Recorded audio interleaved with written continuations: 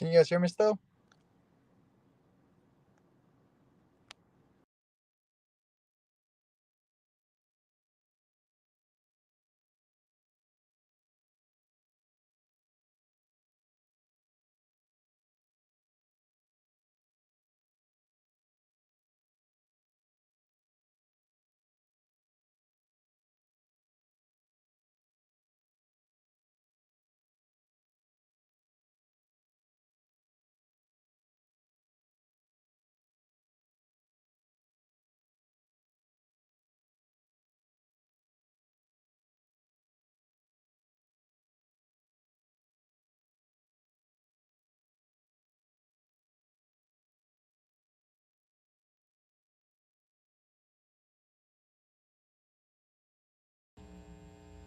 Brett Perigo, tonight's second place finisher.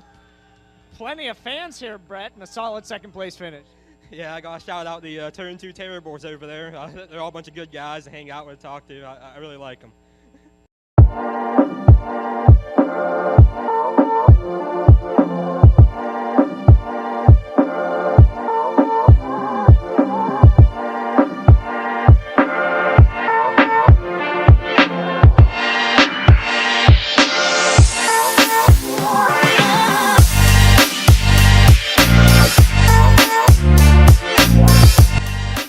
How are you doing tonight, man? Hey, I'm talking here. You know who you're talking to? Macho Man! I'm on my way to Monday Night Raw.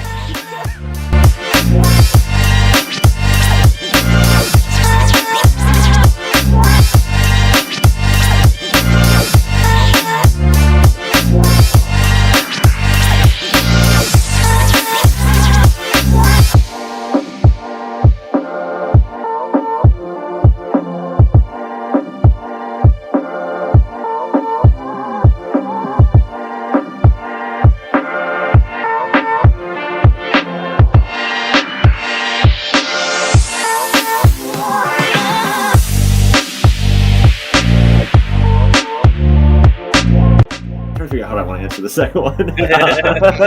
Your choice. It's a trap. I feel like it is. I feel like he's setting up fights in the front stretch is what he's trying to do.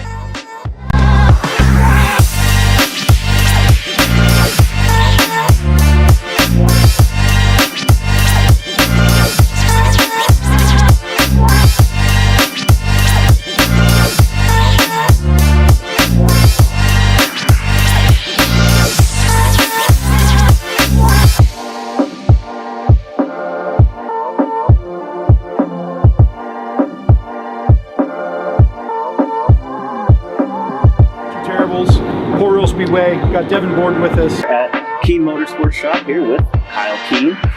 Sitting here with Sean Keen. We're going to talk a little bit about racing history. Yep.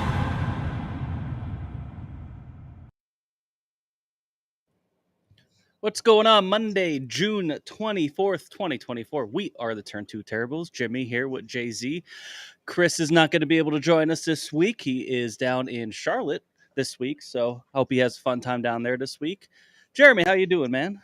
I'm good, man. Great weekend. Ready to get Speed Week started, but we got some things to attend to first. So I'm excited for this one tonight. Looking forward to talking to Daison here.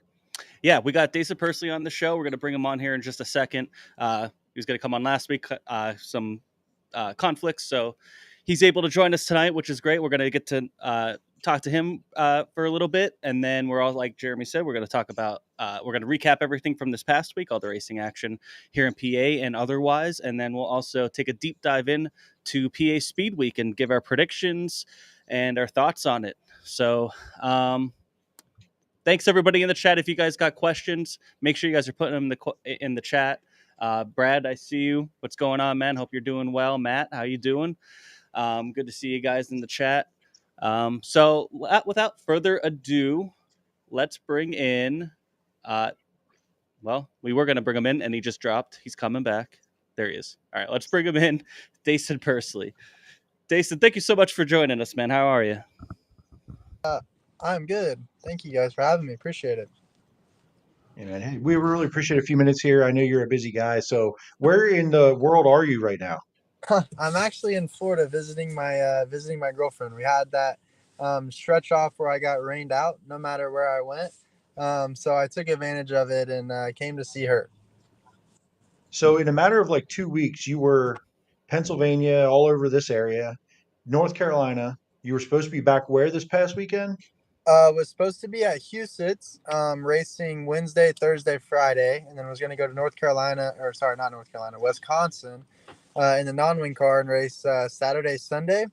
And then both of those races actually ended up getting rained out. No matter where we went, I still traveled all to all those places, but they got rained out everywhere I went. So, and it's currently raining on me here in Florida. So maybe I'm just the bad luck or something. I don't know. Like that's a lot of miles in a short amount of time. Like, do you ever get lost in what time zone you're in? Do you ever be like, wait, who am I talking to and what hour is it? Does that happen? I definitely don't get the time zones mixed up, but definitely the days. I feel like usually you race, of course, on a Friday, Saturday is normal. But I'm racing so much now and so thankful for the opportunities that I get to race. That racing Monday through Saturday is something that is pretty common for me right now. Man, that's crazy. So even though you were supposed to be doing all this racing, a little break isn't bad. So we won't keep you too long, but obviously, Jimmy and we followed USAC a little bit, and you guys come to town once a year. And Eastern Storm's a big deal, right? It's a big deal for you guys. It's a lot of points on the line, a lot of money on the line. You're going to have good crowds. I'll pump up our East Coast our fans a little bit. Like we're pretty rabid when it comes to sprint cars, but I appreciate that a lot of our fans will show up in droves to see you guys race. So, I know you guys see a lot of crowds everywhere, but I mean, again, you don't have to pat us on the back, but do you like coming to East Coast? I mean, have you done that a lot, and do you enjoy coming over here?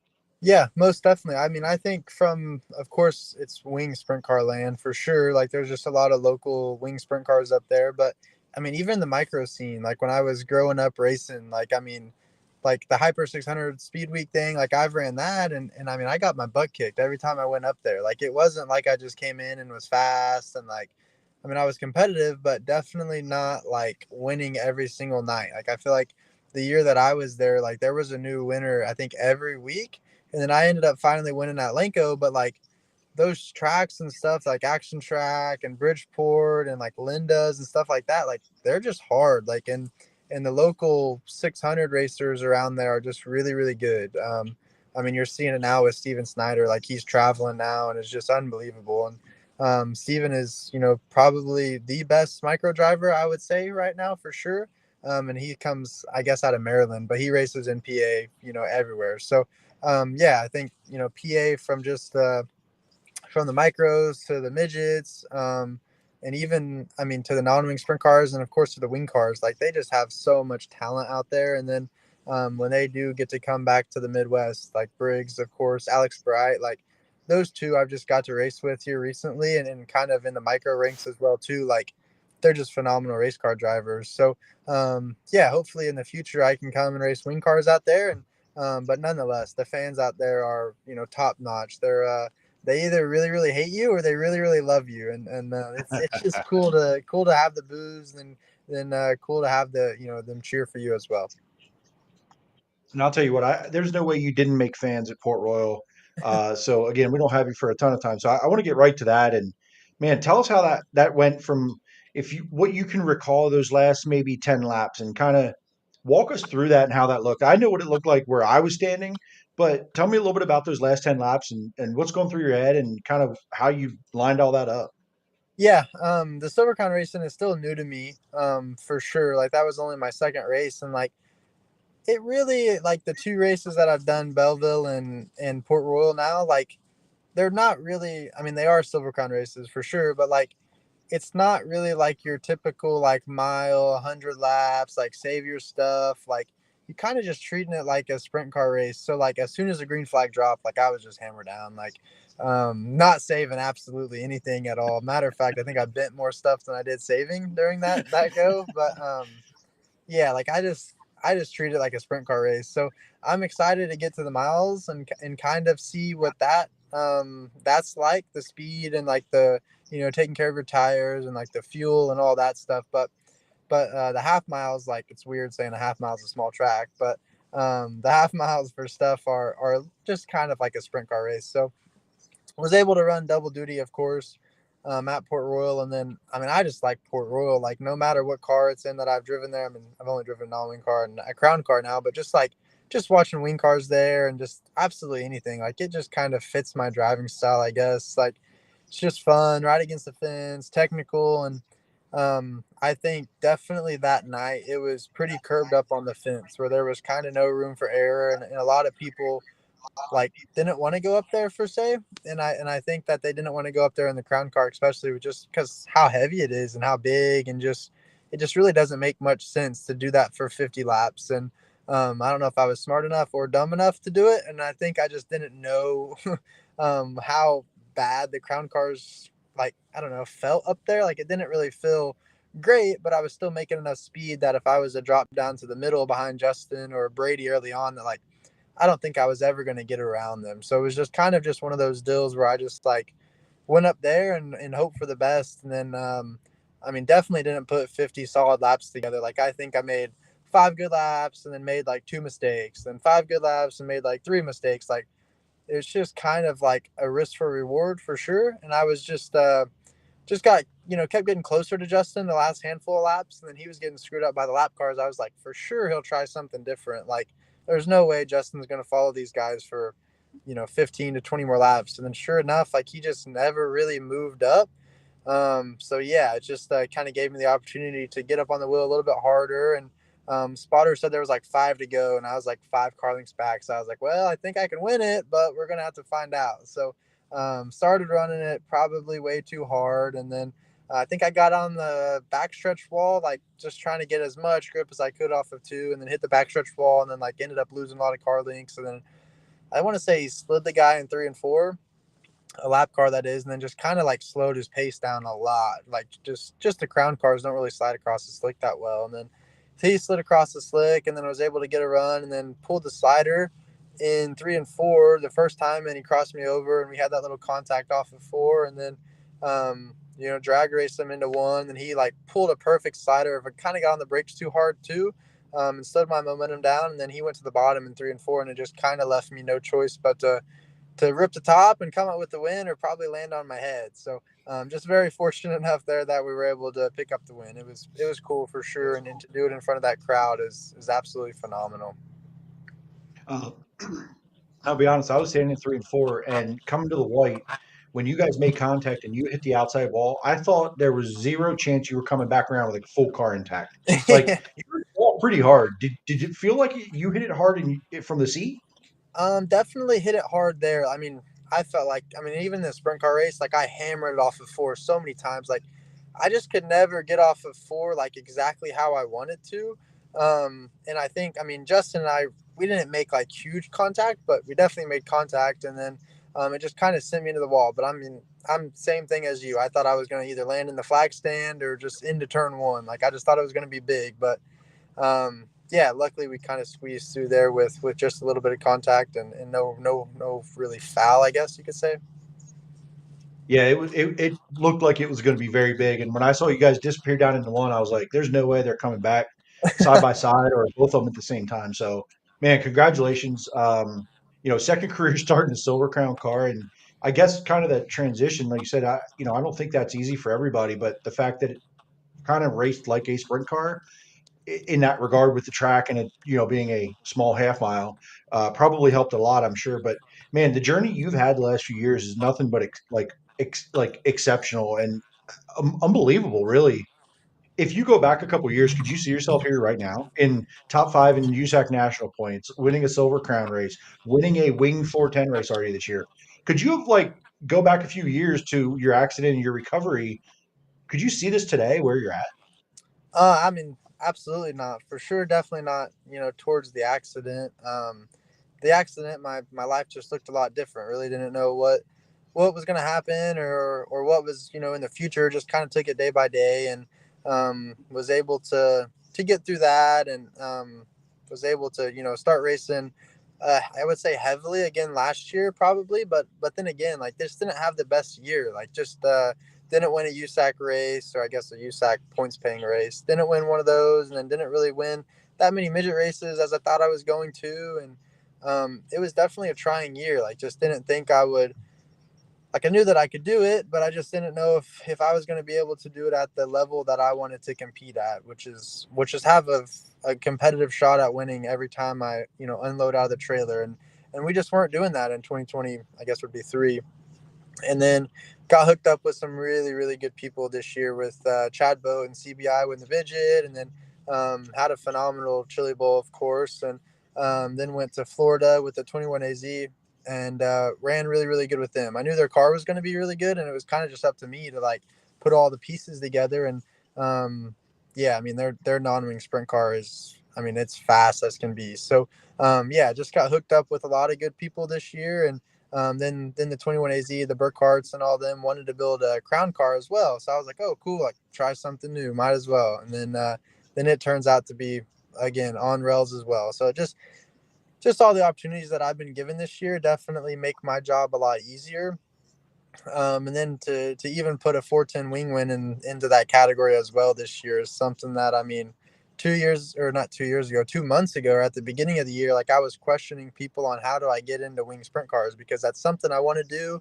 And it's something that I think is in reach, definitely in reach, but like I just didn't really know how to get my name into that kind of like wing world or wing kind of clique, I guess you could say. So it was something that I was kind of struggling with. So I just kind of like started asking people like, hey, like I think I'm proving the results right now. Like everything's clicking on my end. I think I'm ready to just kind of try something new, and new is the wing world. And so I started talking to a couple people, and the 25 car, like they had Lockie McHugh driving it last year and stuff. And then he ended up not coming back to the States this year, and they couldn't really find a full-time ride or full-time driver. And Kerry Madsen ran it out at the beginning of the year this year, like in Oklahoma and Texas during that high limit deal, and like ran second at one of the races. And like the car is really, really good, and the people around it are phenomenal people, and just want to go race. Like that's all they want to do. So I kept on bugging them a little bit, and they said that they'll look at their schedule. And then finally it was like, I think I was racing like Circle City on like a Wednesday, Thursday, and they called me maybe Wednesday and said, hey, like we don't have a driver for this, would have been Saturday, Sunday, Monday race at Knoxville and Huset. It's like, if you can somehow make it, like we would love to have you. So it was kind of like a no-brainer for me. Like as soon as I got done racing on Thursday at Circle City, like got on a plane, went to Knoxville, and then mounted my seat, and then went straight to the track at Knoxville. And it was the week before the USAC went to Knoxville as well. So like it worked out, like just going to see in the track, like no matter how I did or whatever, like it was still going to be a progressive weekend, I guess. And went there, and I think we ran like maybe 11th or 12th on the weekly show at Knoxville. And like that place is just wicked in a wing car. Like there's just nothing like it. Like it's something that I couldn't even almost thought was easy, not easy, but like no racing is easy, but definitely took for granted from watching from the outside. And then actually getting in the car there was like, wow, this place was ridiculous. So like got my feet wet there and like felt pretty good. And then went to Huset's, and then was like ended up running good in the heat and made it in the redraw. And I was like, if I draw the one here, like I think I'm going to be pretty dang good. And then went up there and then drew the one. So it was just like, oh, I got to win now. Like there's nothing else. I got to win. So yeah, I was able to win that. And then the next night, like went 4th to 3rd. So yeah, overall, like a really, really cool weekend for sure for my first wing opportunity. And it definitely opened up more for sure in the 25 car. Like I was able to run with the Outlaws, and then made the show Wednesday night, and then of course we got flooded out. But I think that I'll be able to run a couple more with them this year. I don't have like a set schedule that I could like announce or do anything, but definitely when able, our schedules are both free. I hope that we'll able to show up at the track somewhere. I'm not really sure again, but I think that we'll be popping out somewhere for sure. Man, that's so badass. Like second time in a crown car, you get a win. First weekend in a wing car, you get a win. Like what else? You're going to do F1, or like you want to do Monaco next year? Like let's just get you in there once or twice. But hey, I'll leave this, and Jimmy has a question, I'm sure. I'll say this: that 21AZ car is sharp as hell, man. That colors, the white, the neon, the day glow orange and the blue, mint. I loved it. Loved it last year. Love it again this year. So that's where I'll leave Jimmy. What he got? We'll get him out of here soon. Yeah, we got a couple questions from some viewers here. Daniel Yeah. Lee says, congrats on a great season so far. Awesome win in the Silver Crown race at Port Royal. Also, big soup run in the Chili Bowl and that charge in the A-Main. Can you talk about that a little bit? Because that was nuts. Yeah. Chili Bowl is, I mean, of course, at the top of my bucket list to win, for sure. And just growing up as an Oklahoma kid, like it's just special. It means a lot to go to that building. And like, I mean, I could go walk by that building, I mean, today in April, and like it just gives me the chills thinking about, when January rolls around, like this place is going to be filled with people and it's time to go win that little golden guy that's standing out front. So yeah, Chili Bowl is phenomenal with me. And then, like I said, got hooked up with Chad Boat and all them, and was just able to race. Like his car was, I mean, drove itself around there pretty much. Like I felt like, if I made it through the C, I thought we would have a pretty good shot at making the A. But I knew that the C was going to be the hardest one.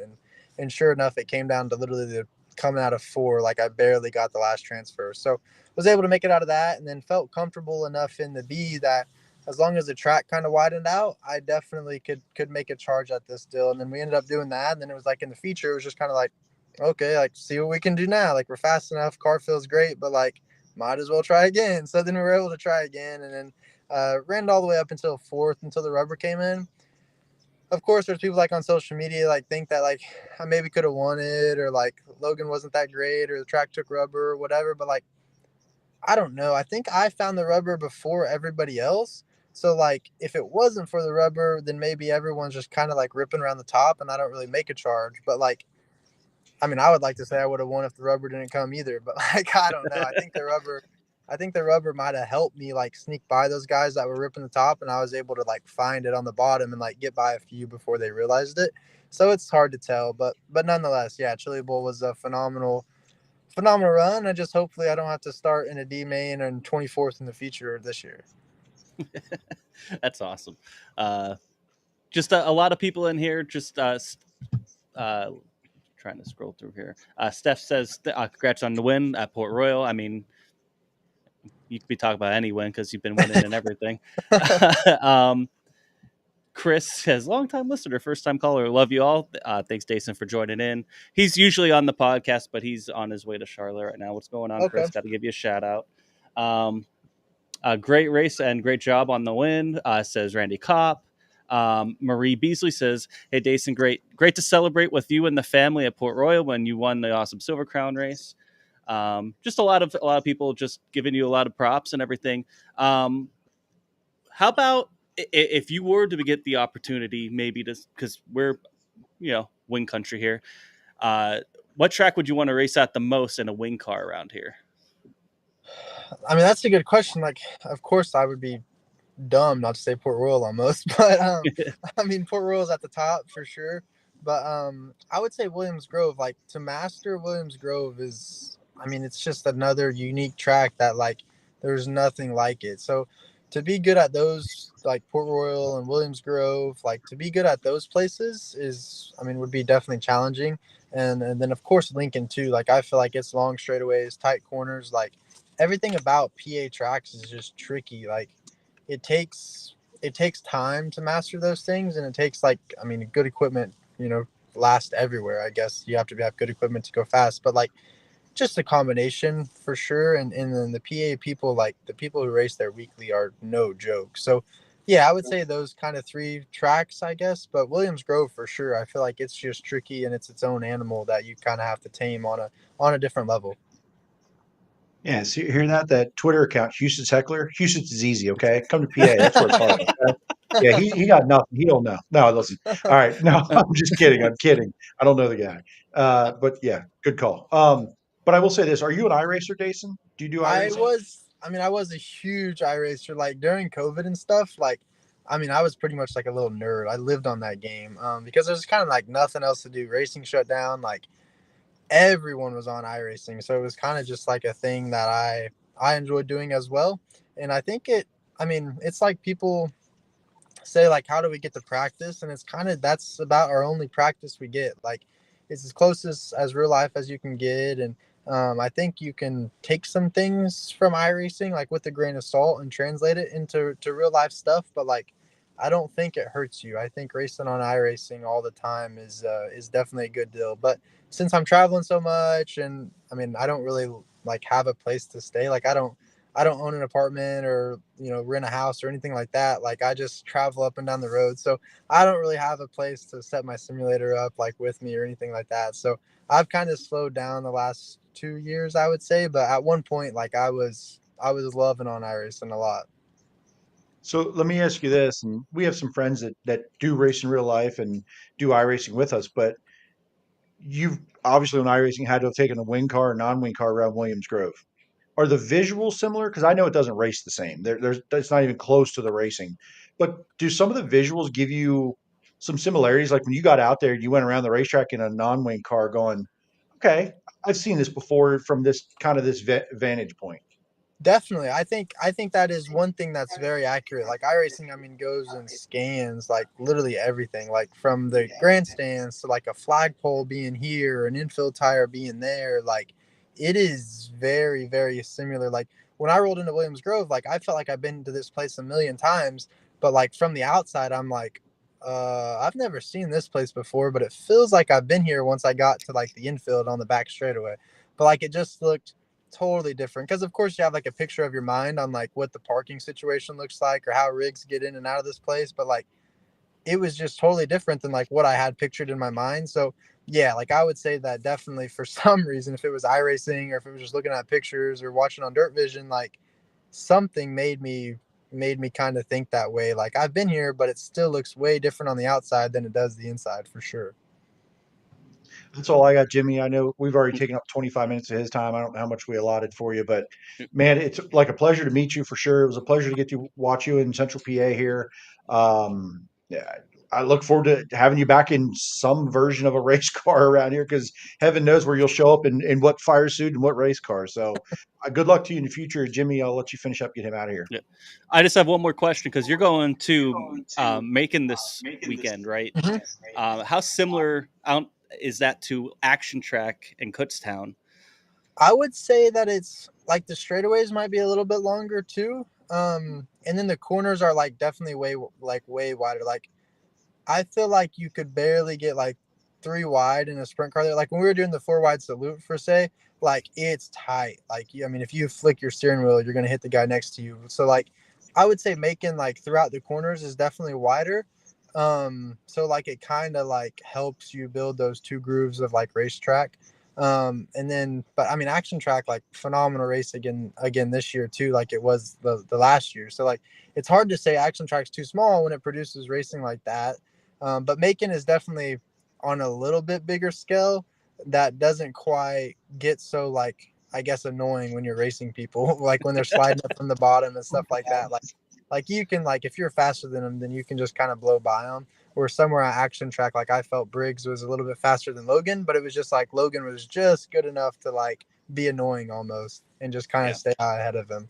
So I think it's going to be a little bit better, like not better, but definitely like less annoying where you like if you're faster than the guy, you're just going to blow right around him. Good deal. Definitely, guys, check that out if you can. Be on Flow Racing this weekend. I remember watching those races last year. They were pretty badass, and it reminded me of Action Track. So that's kind of why I was bringing it up. Thank you so much for joining us and giving us some of your time and get to know you a little bit here. Before we let you go, you want to give a shout out and thanks to those who help you get up and down the road? Yeah, just thanks to you guys for having me on the podcast. I appreciate talking and getting to get my name out there and just talking and communicating about my life and hearing everyone's sides of stories. Just thanks for having me. Absolutely. Well, thanks again for joining us and good luck this weekend. Appreciate it. Thank you guys. Thanks. Take care. Thanks to Daison there. That was Jimmy, cool. Here's what I heard. You know what I heard?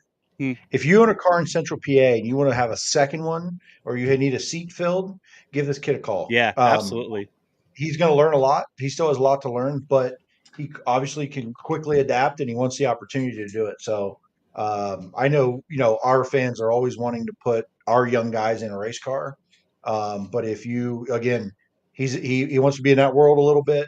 Don't know if the schedules will line up. Obviously, it would only be a 1 or 2 time deal, probably, as busy as this kid is. But like, he wants to be in that world, man. So I'd like to see him, give him that opportunity and see what he can do. So anyway, Yeah, that was awesome. Cool to any get to know him for sure. any Central PA car owners definitely, get if you're thinking about putting somebody in there, we could hook you up with a contact if you want. I'm sure he would be thrilled. But yeah, thanks again to him for joining us. It didn't work out last weekend. Obviously, he's a busy guy. He's all over the place. Like you said, he doesn't even have like a permanent place to go. You know what I mean? He's just all over the place. So awesome for him to take the time there. All right, let's get into this past weekend of racing. We'll start here at Williams Grove on Friday. Oh, first, before we do that, before we get into that, we do want to give a shout out to our sponsor, Gutshaw's Automotive. Repairs, inspections, and more. Anything that you need for your automotive needs, that need to be done at a shop, give these guys a call. Middletown, PA, 717-944-6888. They're open Monday through Thursday, 8 through 5, and Friday from 8 to 4 p.m. And for any mechanics out there that might be looking for a job or maybe looking for somewhere new, they are hiring. You get a week paid vacation, competitive pay based on skill. Fridays, you get out a little bit early. Holidays off, climate-controlled environment. They do prefer if you have a PA inspection license, but it's not required. So yeah, definitely check it out. They're looking to expand. They're looking to hire. Give them a call, 717-944-6888. We'll be putting this up on our Facebook and stuff as well. Try to get the word out. If you know any mechanics that are looking for any good mechanics that are looking for a job, definitely give Gutshows a call. So yeah, let's get into Williams Grove on Friday night. 410s, 358s. Steve Buckwalter with the win. In a pretty there's a couple. How many cars were there? Like 26? Was there, or is it just 24? I can't remember. 26, 27. They had a B main. Yep. Yeah, they did have a B main. So no, they scratched a B main. There's 25. One person that you don't see on this list was Brent Marks, and we'll talk about that shortly. But as pretty much every track this weekend, everything moved back about an hour because of how hot it was. This kind of started a little bit later, but it really didn't affect anything in terms of like how late you got out of there. But Steve Buckwalter with the win. Troy Wagaman second. Freddie Raymer rounds out the podium. Takeaways from this, JZ? It was a pretty boring race, but that's only because Steve Buckwalter was on it. Like, he stunk the show up. It is what it is. He did everything he was supposed to do to win that race. Led it from beginning to end. And I'll tell you what, it wasn't. That car was really good because what I saw as he drove by me, into 3, whatever, he was just kind of like out for a Sunday drive. It felt like Freddie and Troy, man, they were just blasting down into turn 3, trying to run him down. And man, he was like, it just felt like cruise control. Like, I know it's not easy. It's not easy. I'm not saying that, but he just had it under control all night. Even in the heat race, man, that car just looked under him, looked under control. And, it wasn't for lack of effort from the guys behind him, that's for sure. But he made it look easy. So, decent night, in the 410s. I don't think there wasn't a ton of passing there, at least up near the front. But Buckwalter, Wagaman, Raymer. I mean, Troy and Freddie, man, it feels like it's going to come down to the end between these two. And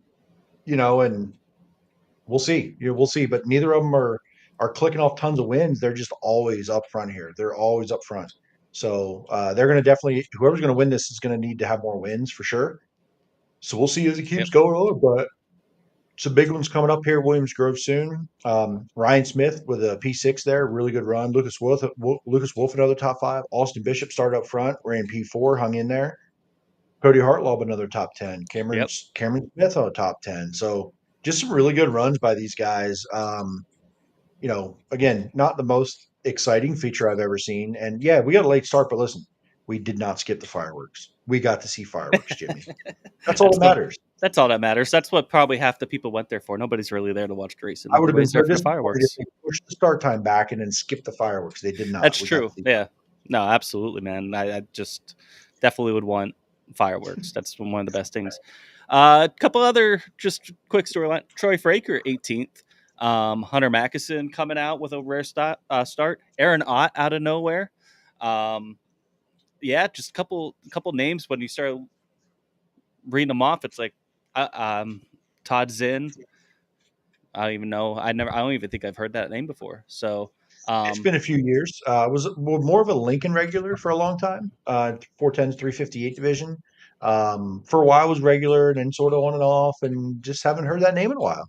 Pops back up here. So, and like I said, one person that you do not see on here that did make the that did make the Hall to Williams Grove was Brett Marks, and he was leading his heat race. Or no, he got to P2. He got to P2. He was coming for the lead, and it is engine grenaded on the front stretch. And by that time, it wasn't worth changing out for that, with how hot it was and everything, I'm sure. And had to pack it up for the night, which was a bummer because it was funny because in one of our group chats with Chris, which he's like, he was pumped about fireworks. He said he's already defending himself. I had nothing to do with Brent's issues, FYI. We have receipts because in our chat right before, about a lap before it happened, I was at home watching it on Dirt Vision. He said, as long as nothing happens, Brent's winning this by a mile. Like as long as there's no mechanical failures, Brent's winning this. Yes. It was the exact right thing, not crash, not somebody else. It was barring a mechanical failure, he's winning this tonight. Yeah, and that's what happened. Lap later.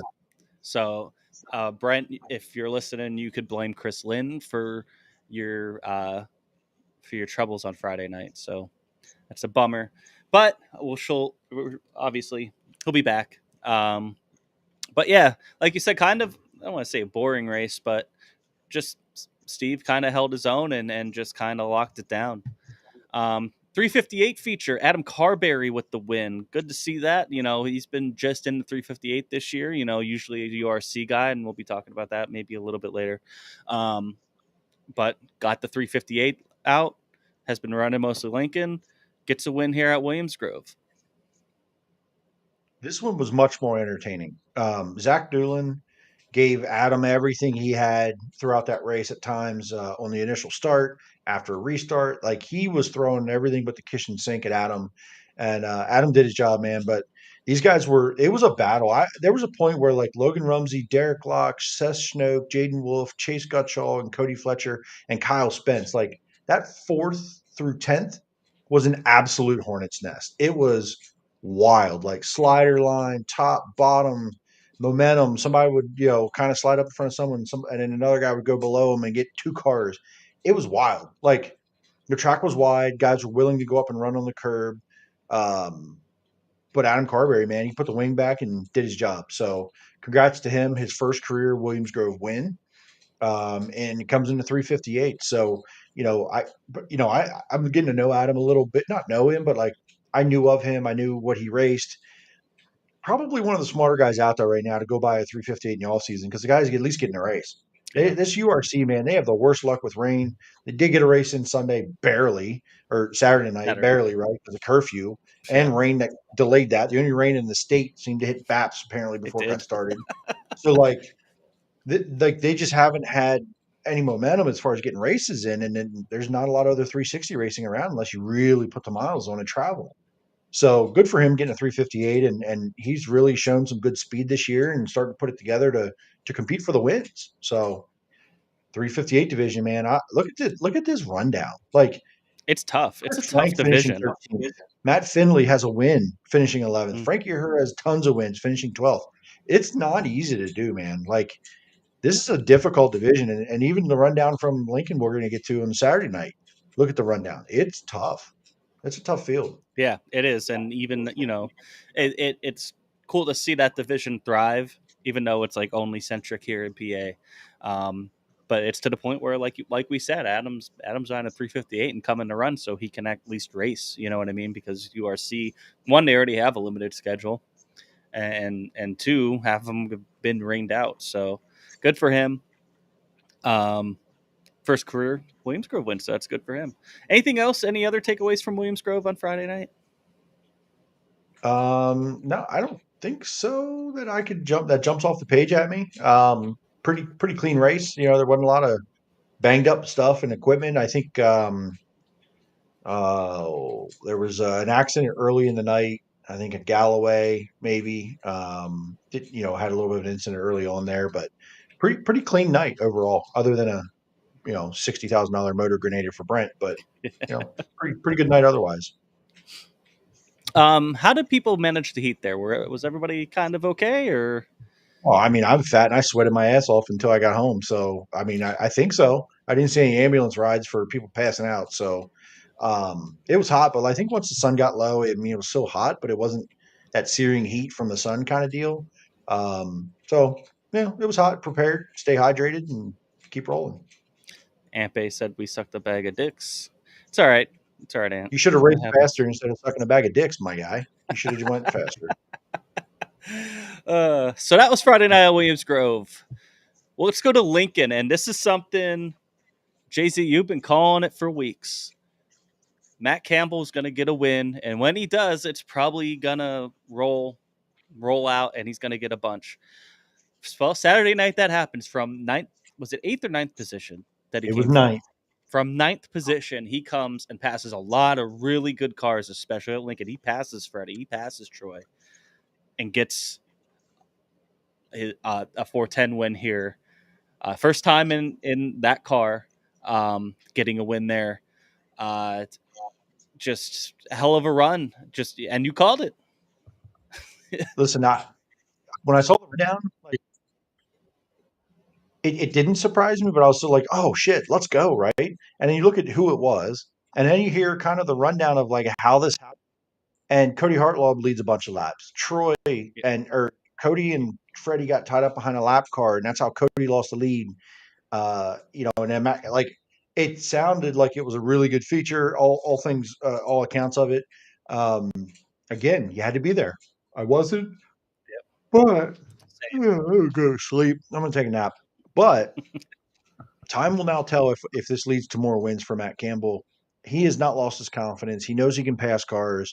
The right scenario happened. Still had to start 9th in this race. Here's the deal. What do we have coming up? Where he races and where we're about to go, the Speedweek, 10 races, 10 days. I don't know how many they're planning on running, but it's time trials. You got to get yourself timed, put yourself into position. This was a time trial show, and he started P9. I don't know how many they redrew, maybe 8. So did he miss the redraw or was he in the redraw? Somebody have to tell me. I don't even know. But where I'm going with this is, man, like Matt Campbell can figure out how to start in the top 5. This guy can win 10 races a year. He passes so many cars every damn week, it feels like. So, and again, he'll put it together. They will put it together. He'll figure it out. But and he redrew 4, so he didn't make the redraw. Again, it was only 18 cars. But starting 9th, that's halfway through the back of the, you went from halfway through the field to come up through. Yeah. So, man, kudos to Matt Campbell, Freddie P2, Troy P3. Again, this guy has more freaking podiums, I'm telling you, than Andy May, our iRacing buddy. Like he finishes 2nd, 3rd more than Andy May. But look at it again. Just another week. Troy, Cody, Aaron Bollinger, Cam Smith, Kyle Moody, right? Like it's that group. It's this group again and again. It keeps showing up. So shout out. Now listen, car count. Should we have this conversation? Sure. It's just dumb luck. But look at what it took to get to 18 cars. Nash Ely isn't full time. Mm-hmm. Glennon's Forsyth has been out lately, but he didn't come out right away. Chris Arnold was there. TJ Grieve was there. Tyler Esch decided to come to Lincoln. Kyle Reinhart was there where he's only doing time trial shows. Like, yikes. Yeah. Things don't go. I mean, a couple other weird little things happen. You got a 15 car field here. So I think part of it is because Speedweek coming up. For sure. And it was and the heat. I mean, obviously we didn't have Danny this weekend because, they were and rightfully so after they just did Ohio Speedweek and did a lot of racing. Took a little bit of time off before they get geared up and really focus here for Speedweek. It's 100 degrees. So some of those teams probably are like, it's not worth it. For sure. And I understand that. Problem is, for me, is we're gonna have more hot days like this. Is this gonna start making? I mean, granted, still 18 cars, not a terrible car count. If that happened at Selinsgrove, I'd be ecstatic. But is Lincoln going to look at this again? I don't know how the fan count was or how the stands were. Will track start looking at it and be like, you know what, guys aren't going to show up anyway. We're just going to axe tonight because it's too hot, and then complain that it's where you can't race No, I with the don't rain. know. You know what I I don't know. mean? Like, I don't know if it's a hot thing. I just think I never thought I would be on the bandwagon if we race too much. Um, but I'm starting to get there. It's putting a lot of stress on these teams where if you're not a points racer, you're just I don't need to go. right? And what's coming up now? It's you don't have an off day with the speed week. You got 10 races in 10 days. There used to be an off day, or like you could use that as a rain date, Yeah. right? That's not there anymore. There's all these every other Sunday there's a race now on a Sunday, so you got 3 nights you could go race. There's no shortage of racing. I could argue it's too much. So, I agree. but again, speed week tune up and 18 cars show up. We're going to go to the Gobrecht here, and there's going to be 40. They're Yep. still there, but they clearly don't need to do a speed week tune up. Like now, maybe Kyle Reinhardt, he would be the exception for me because Mhm. he's only doing time trial shows and he's planning on running Lincoln clearly. So like, okay, that's a good tune up for him. But the rest of these cars decide to either stay home or go to port or they're traveling, right? So just a weird deal. But Some and good again, yeah, good comments the heat here. doesn't. Oh yeah, it's not. It's more. Yeah, it's definitely more. I don't think it's heat. I mean, it's a contributing factor. Even if you're like, hey, I could use the laps are fine, or we're on the edge. This is on my schedule. Add in the heat. Yeah, put it all together, right? Dylan Norris also traveled, so he was another car. He was running with IRA. So there's one other car. So I mean, there's two cars though. I mean, and we're gonna get to port here. Just a couple other comments. Cody looks really good in the 39 car. We talked about this when we first came in. You know, that 39 car is looking good with Cody in it, and you know he could have won this race. You know, he led a lot of laps, and I would not be surprised if he gets a win here soon, maybe even during Speed Week. I don't know how much they're racing it, but I'm sure probably at least Lincoln, Babs, maybe Williams Grove. And Daniel says, I think Campbell will just stick mostly to Lincoln. And also, first person that I thought of was Steph. I know her son's a big Matt Campbell fan. That win was amazing. Justin, my other half, is now on the fire team, so he took her oldest for a pick. That is awesome. That's yeah. cool. I was very happy when, not just for Matt, but I was also happy for you guys. I know your son's a big fan, so that's awesome. Aunt Bay and Tyler confirming here, Cody's running the entire Speed Week. Let's go. That's good. We need that. Chris Lynn, I don't know who this guy is. New viewer. This guy is chatting so much he could just be here. Like what? I feel like he had shit to do. I think Speed Week Outlaw tune-ups are outdated. We time so much now. We kind of had this conversation before. You know what I mean? I think if we're going to go the way of time trials, yeah. It's not really a tune-up anymore. It's just kind of a weekly deal. But I don't know. I think time trials I think we've ran the Speed Week format 4 times at Lincoln this year already. We didn't really have to do it again, you know. But whatever, I guess. Randy Kopp says, fans telling me this week that they are avoiding Lincoln because of the Freddie incident 2 weeks ago. So what we said on here, that's how you make a statement. You don't go. That's true, but at the same time, if it's 70 degrees out all day and it gets nice and cool at night, are those same people doing that? You know what I mean? They might go to Lincoln. So, yeah.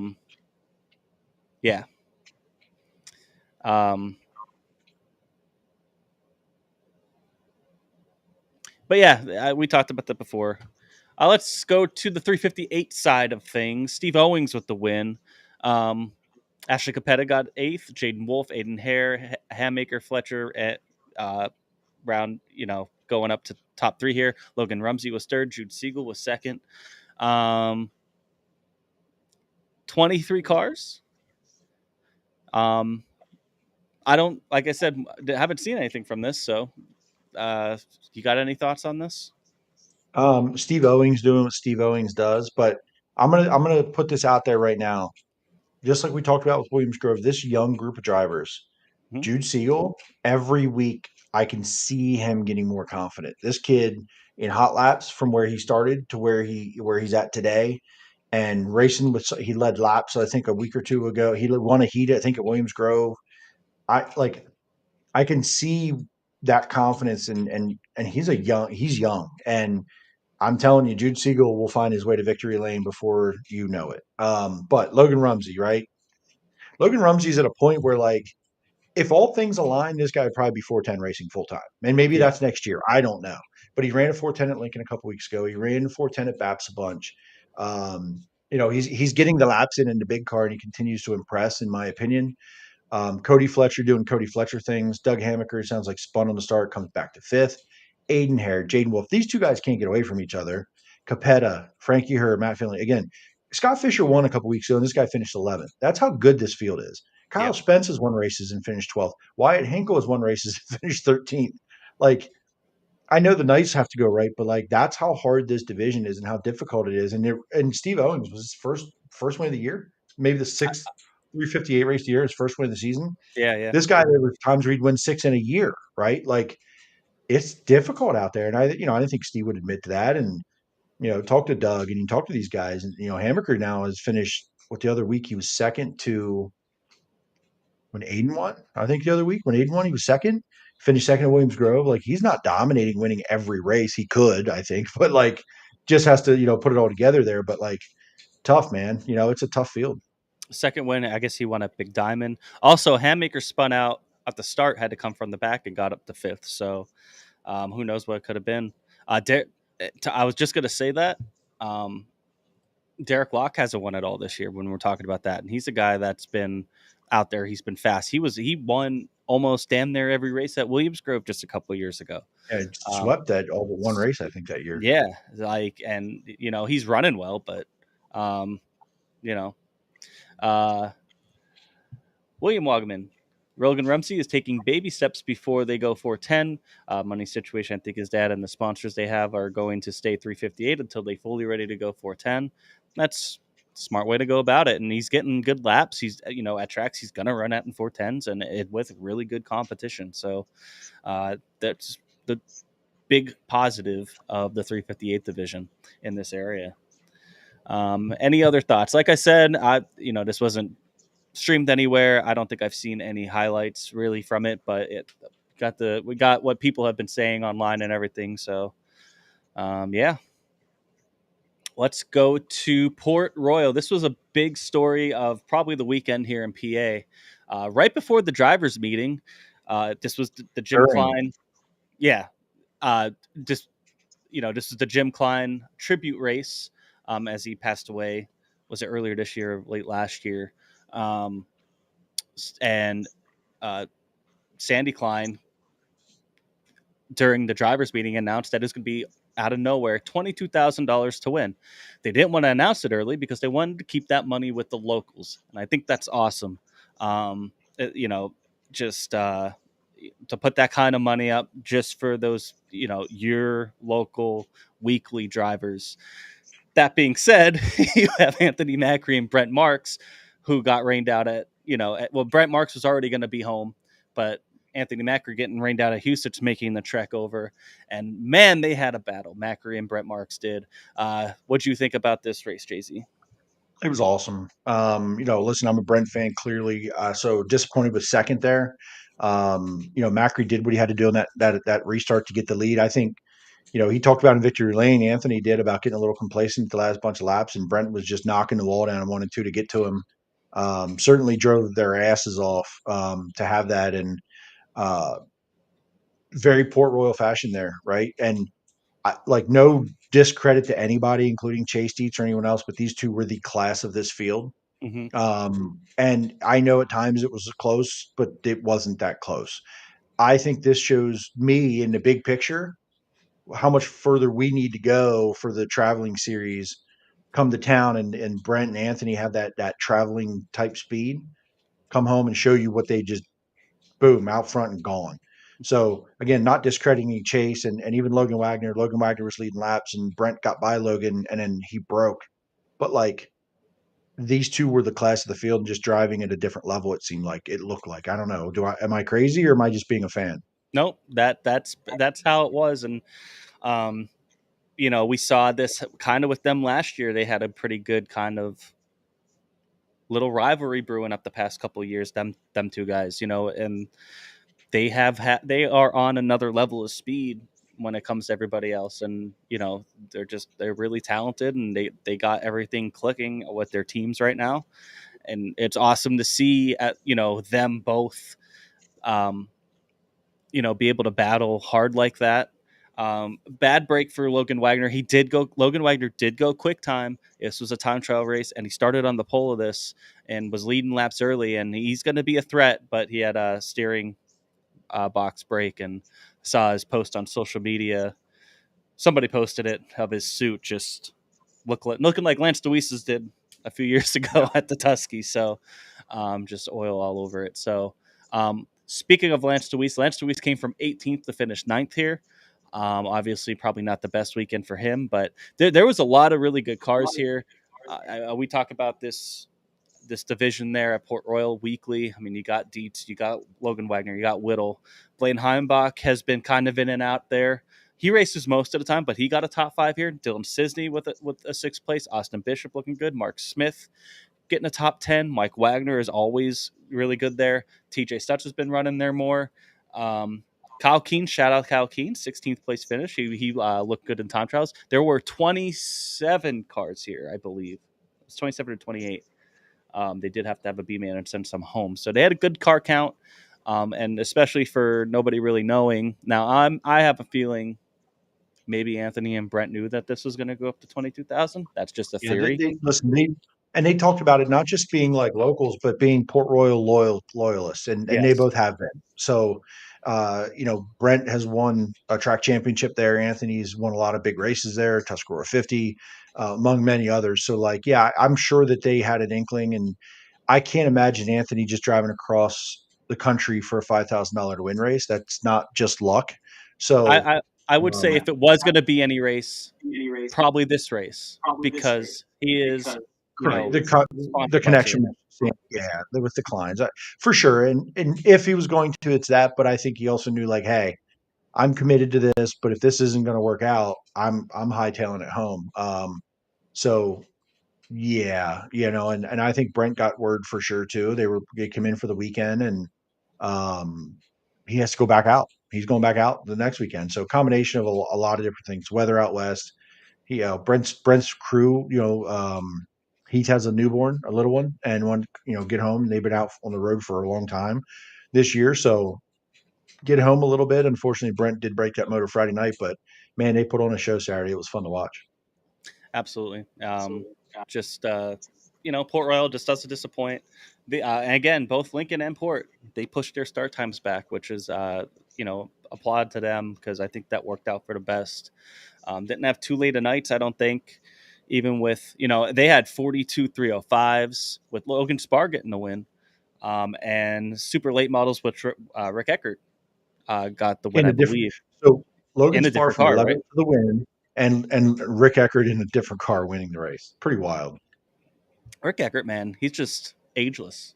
You know what I mean? He's been around a long time, and he's still just, especially at Port Royal. He won the track title there last year, and he's been really, really good there again this year.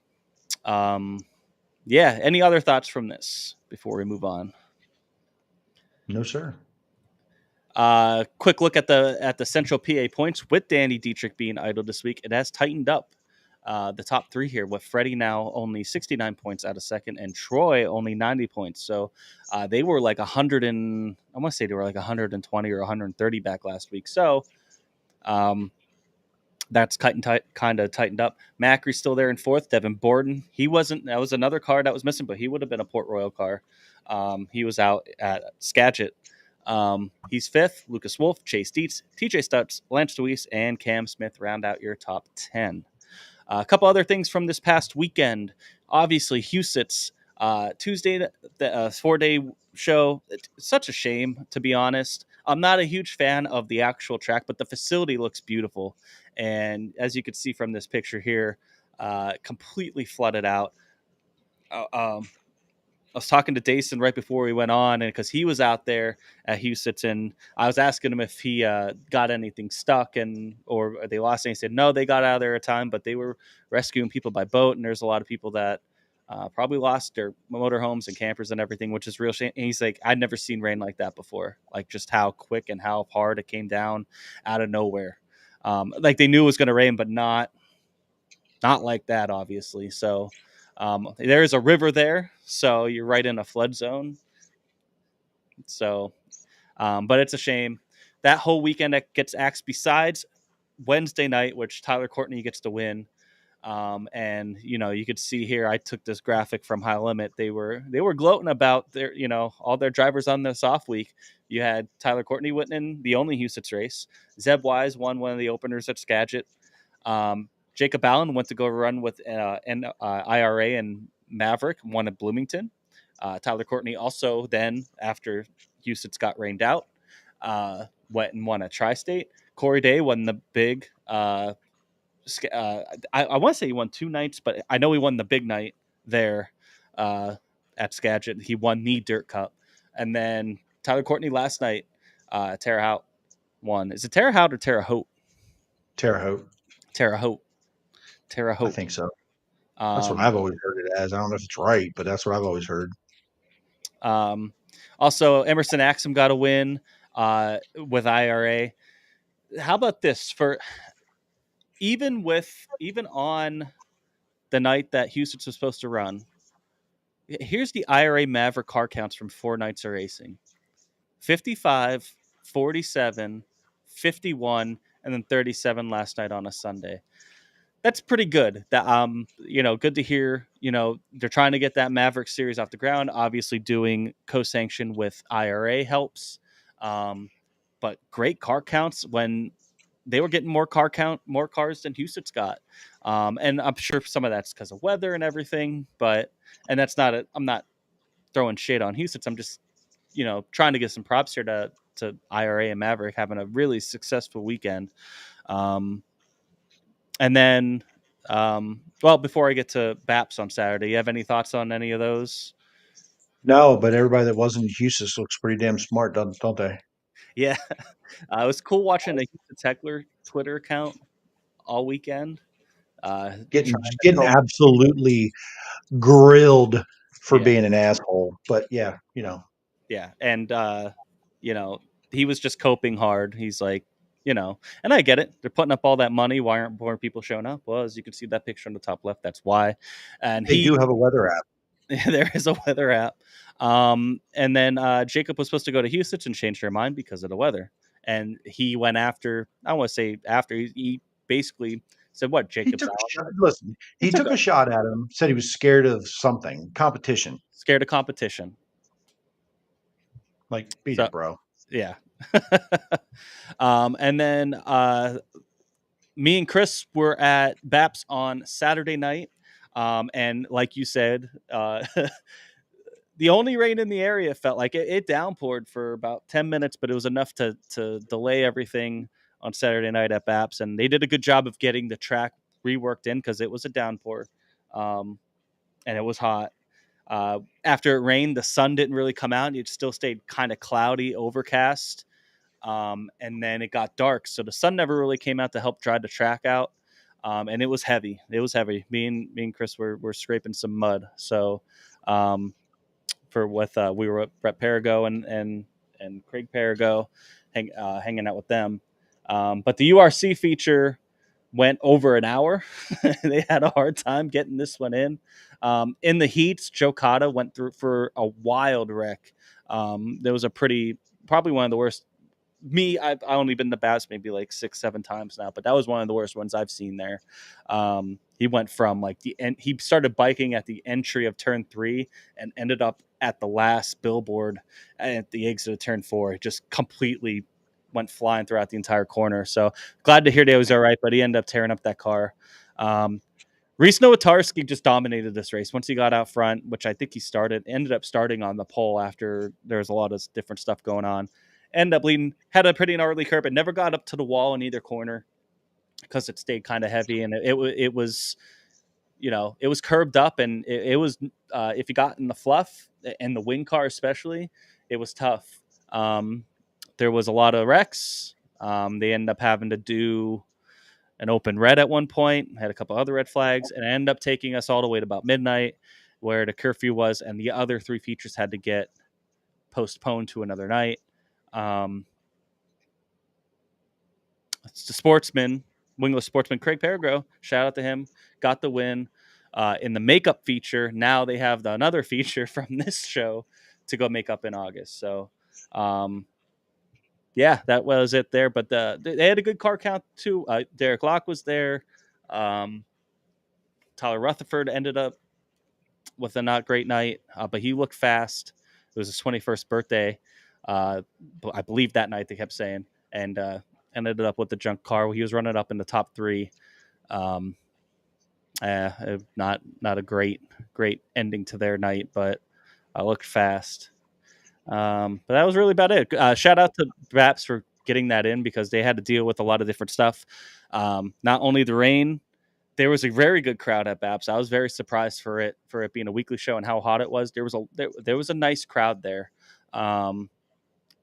And we also had a delay at one point during Kata's wreck. It took some time to get that cleaned up. But we also had an emergency in the pits. Somebody with heat exhaustion, I believe, had to get taken out on an ambulance, and we had to wait for another ambulance to come in. So there's a delay there. So just like as soon as we got going, there was a delay, and they powered through it the best they could, and it got to midnight. It's like we got to just reschedule these other features. So they did what they could. Yes, and Craig Peregrine will be on rolling on Thursday. So will I. I'll be taking Chris's spot on Thursday. Craig Peregrine again? What is he? Is he a host? Like, he's been on more of them than Chris? You keep winning, you keep coming on. That's just what it is. Damn. Oh, okay. What else is there to talk about? Holy shit. So, yeah. Let's get into this upcoming week. Obviously, Speed Week, one of the biggest weeks here in PA. 10 straight nights of racing. Right now, knock on wood, the weather looks pretty good. 1 or 2 days where there's like 60% chance of storms. I believe I want to say, I know the 3rd was kind of looking iffy, but the rest of them look pretty good, knock on wood. Not too hot, not too many storms in the area, but we'll see how that goes. Hopefully I don't jinx anything. So there's a good shot of getting all 10 of these in. If you remember last year, we only got like 4 or 5 of them in because it just kept raining, and we had to make up the one Port Royal show at the end on 4th of July or whatever. So, Williams Grove Friday night, $10,000 to win. Lincoln Saturday night, $25,000 to win. BAPS on Sunday, $10,000 to win. Lincoln back to Lincoln on Monday for $10,000 to win. Grandview on Tuesday for $10,000 to win. Port Royal Wednesday, July 3rd, $10,000 to win. 4th of July down to Hagerstown, $10,000 to win. Williams Grove, $20,000 to win on Friday. Saturday, Port Royal, $10,000 to win. And then the finale next Sunday, July 7th at Sealands Grove. All of these races will be broadcasted, it looks like. Dirt Vision for Williams Grove, Flow Racing for Lincoln and Port Royal, and then Sprint Car Unlimited for BAPS, Grandview, Hagerstown, and Sealands Grove. If you cannot make it, you can do that. So that's the rundown of the week. What are we thinking this week? Favorites, car counts. Where do we want to start? Dark horses, sleepers, or just go race by race? Yeah, let's just go race by race and then we'll talk about sort of a favorite overall.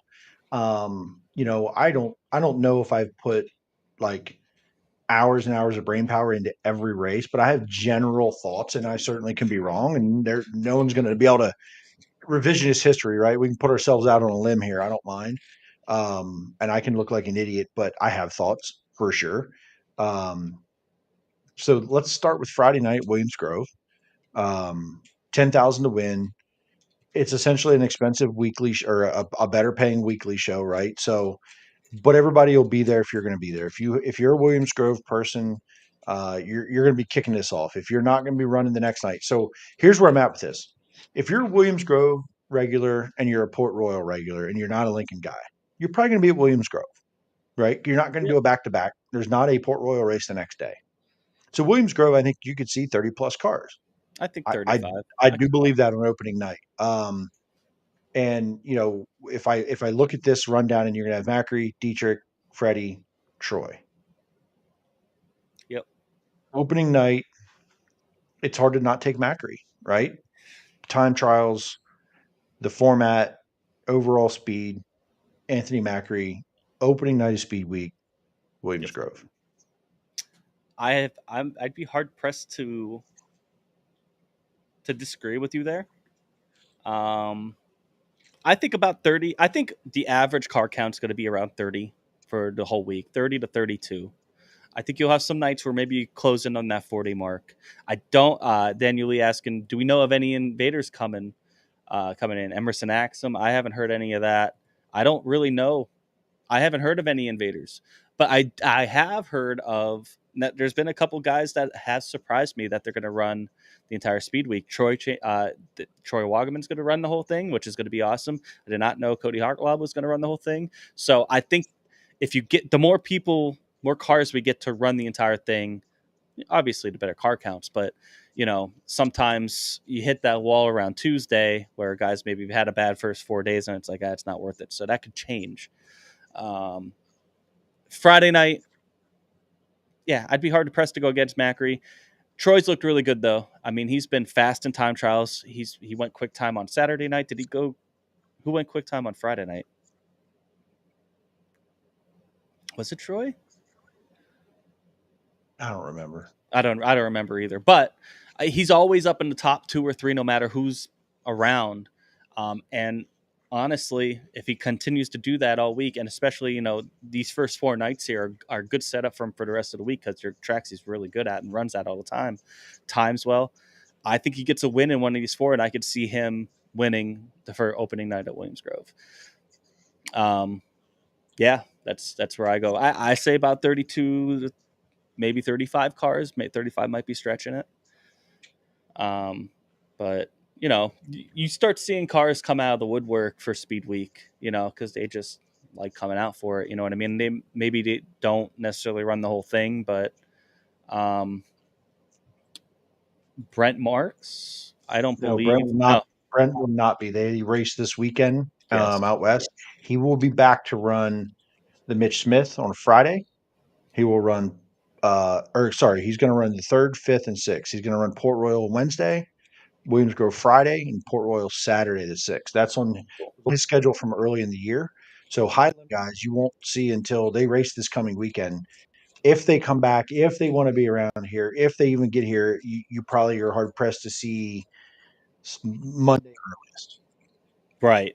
Yeah. So high limit races, Lake Ozark on Wednesday, and then they have 2 nights, Friday and Saturday at Lucas Oil in Missouri. So yeah, I think you're right. Maybe you see like a Justin Peck. Maybe. If it's not on the schedule, he's not doing it unless it's in a different car. Right. So yeah, I'm not sure. Oh, Brent was fast time last Friday. Oh yeah, he was. Yeah, that makes sense. That makes sense. He was quick time. I can't believe weekly show. I didn't. He didn't race the race, so it's like it was like, yeah, good call. But yeah, I mean, I'd go Troy on Friday night, to be honest. Okay. Lincoln Saturday night. This is the highest paying race of the week. This is a big one. This is one of my favorite races of the entire year. This place usually gets packed out for this race. Parking lot's always full. There's been years where they get to the overflow parking lot. This should be a big one. It's a big race. There's a lot surrounding it. Probably my favorite race of Speed Week. Just me. That's just me. I think it's going to be, if it's not the highest car count of the week, it'll be right there, in my opinion. So I think your 2 highest car counts are this race and probably the 3rd at Port Royal. I struggle with that being a Wednesday. But the next day being the 4th of July. I'm with you. Yeah. Or I even thought the next Friday the Mitch Smith for 20 grand. That too. Yeah, Um, that's true. But those I think, probably will be the 3 highest attended races, I think. yeah, I agree with you. This one's a harder one for me to call. It's Anthony Macri is an easy call for every single one of these 10 races, but Yes. and listen, go back in history not that long ago and look what it took to win Speedweek between Danny, Macri, Brent a couple years. Like you had to win multiple races to win Speedweek between those two. There's no Brent full time in this one, so we'll see. But Lincoln Speedway, the Gobrecht, I'll take.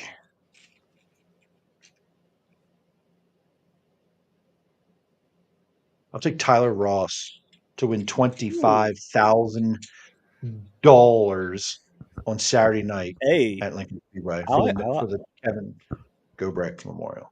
I like that pick. Yeah, he's been so strong there. Obviously, Consistent, fast, everywhere. Macri obviously he's. I don't think there's a race here on this. Maybe Grandview. Is like the only one where I'd be like Macri's not the favorite. Like Macri could be the favorite at every single one of these. I'm gonna go Freddie here at Lincoln. I think Schneid. Yep, big money. Get the fans all riled up. One of their biggest crowds of the year probably, and yeah, that sounds about the way this should go. I could see it. But yeah, I mean, like obviously he's Matt Campbell, Aaron Bollinger are two guys that are kind of sleepers, dark horses there, where they're guys that hang around 5th to 8th most weeks. But then Matt Campbell just, like I said, got the win. You never know what could happen. It's all about time trials though. So your Troys, your Freddies, your Dannies, Anthony, Chad Trout, TJ Stutz, those guys, they time really well. They're the guys to watch for. Baps Sunday. What are we thinking for Baps? Another show I can't wait for. So glad Baps is on the Speed Week schedule. Thank God that's back. The right thing to do. This one I am going to take in a shootout, Slider Fest shootout. I'm taking Danny Dietrich over Anthony Macri at Baps on Sunday. I was going to take Danny on this one too. I think he gets one. It's okay. We can agree. I understand we don't have to, but it's okay. Yeah, I think Danny here. I think he'll. I could see Danny running like 3rd and 2nd. Battling for the win at Williams Grove and Lincoln, and then Baps finally gets it done because he's so good at Baps, and especially if it's going to be warm and you're going to have a lot of cars because is there wing sportsman here. On the card for this one, track can blow out if it stays dry. Once that place gets slick, man, there's nobody better than Danny Dietrich at that place. I'd be hard pressed to say Anthony's better. You know what I mean? I think Danny's the best there when it gets like that. Yes. So, I'll take Danny too on Sunday. Then we go back to Lincoln on Monday. Baps, what do we think about car count? Could this be a 40? I mean, they were getting 40, 45 cars. Listen, they've been getting that on weekly stuff. This is 10 grand to win. Baps gets a lot of cars. You know what? This could be the highest one. I didn't think ahead. This could be the highest car count of the entire week. Yeah. Of the entire 10 days. Baps could be. Because the history of this year has shown that guys are showing up to this track and supporting this place. And that's for 7 grand to win, 5 grand to win, 6 grand to win. This is Speed Week. It's going to be packed out. You could see 40 cars. I do believe it. I would not be shocked with 50 because you get 35 to 40 on a weekly basis. Plus, you're going to have a handful. You're going to have a handful in Central PA. Sure, there are. Are there? Yeah. You get when they're all running easily 50, and we don't know about any outsiders that might be coming in yet. I just don't. A guy like people might think. I don't think so either, but like guys like that have come out in the past, like Cy Lynch, Cole Duncan. I don't know if they would come out, but I'm not saying. But you could get a couple of them. You know what I mean? And also something that's going to help these, like a car count for like BAPS, is some of these guys that are going to run the whole thing that maybe don't always go there. We could boost it. I don't know about 50. 50 is probably pretty. That's a little ambitious. It's a And by the little way, ambitious, but I saw Go ahead. someone in chat talk about Danny Sams. They are not coming to PA Speedweek. That is not on their radar. They will not be at any PA Speedweek races. He's been in multiple interviews. People have asked him that. We'd love to see it, but I don't think that's in the cards for them yet this year.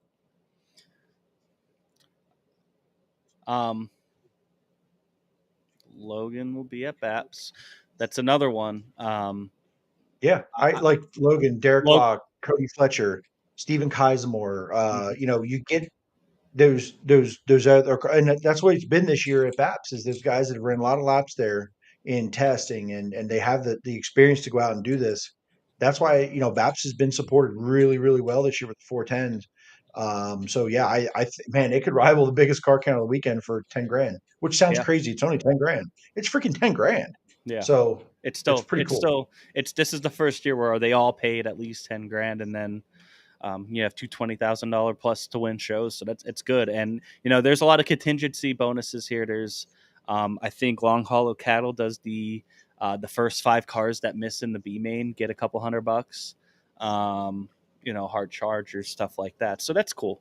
And then obviously the points fund. There's a pretty good points fund that goes along with this, which I think is why you'll see quite a few people that we weren't necessarily expecting kind of run most, if not the whole thing, like a Logan Wagner. Like Logan put that he was going to Williams Grove, so that you could see that 69K, maybe not at all the races, but probably a good handful. Yeah. So Lincoln, anyway, Monday. I'm taking Troy Wagner. I was same.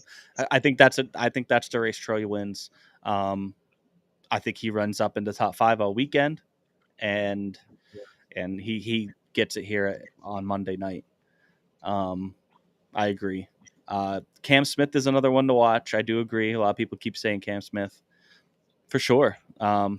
He's definitely somebody to watch out for to win. And I don't know if he's running the whole thing. With the momentum they have, I you know, if they're able to, I don't see why not. But just kind of keep an eye out on socials. Maybe we'll try to repost some of these announcements as they come out, because we don't really know. You know what I mean? Who's coming yet? Grandview Tuesday. This one could go either way. This one could be 42 cars. This one could be 26 cars. I think you get a full field here, but I don't think it's going to be crazy. I think it's, you know, around the over-under is 30, in my opinion. Winner, if it's not Macri, let's just preface this here. Let's just say every single night, Macri's probably one of the favorites. Yeah. Outside of that, you ready? Freddie. With win number 2 of Speedweek, Tyler Ross picks it up at Grandview. With win number 2 of Speedweek, Tyler Ross gets done at Grandview. Ryan Smith says Tyler. He's good there. Yeah. And you got the modifieds with them, of course. It's modified country there. So that should be fun to watch. And then Port Royal on Wednesday. I think this one gets a pretty good. If it's not, I think both Port Royal shows are going to get close to 40 cars. I think they both can, just because they get 30 on a weekly basis. They got 27 to 30 on a weekly basis. They had 27 or 28 this past week, and you had a regular not there in Devin Borden. So I can see, I could see about. I'm going to go conservative and say like 35. My winner here would be, I think Chase Dietz gets it done. I think he gets his first win at Port Royal. I think, and it could be Wednesday night. If it's not Mac. Yeah. This one,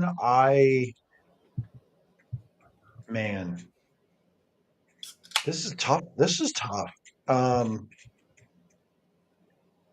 just thinking about the show this could be.